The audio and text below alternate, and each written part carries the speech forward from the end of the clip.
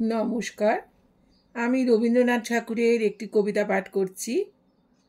মনে পড়া।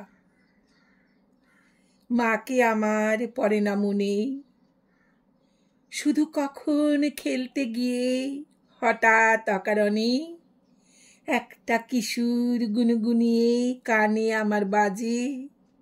মায়ের কথা মিলায় যেন আমার খেলার মাঝে। মা বুঝি গান গাইতো আমার দোলনা ঠেলে ঠেলে। মা গিয়েছে যেতে যেতে গানটি গেছে ফেলে।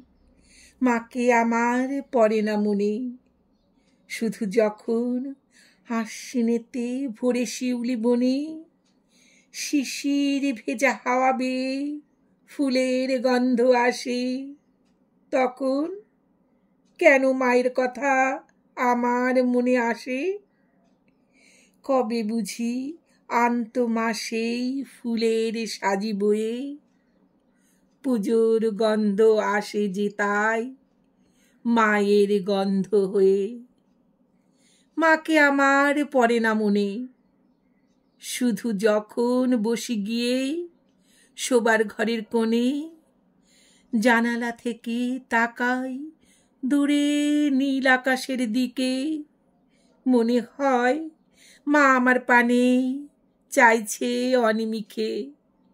কোলের পরে ধরে কবে দেখতো আমায় চেয়ে, সেই চাউনি রেখে গেছে সারা আকাশ চেয়ে।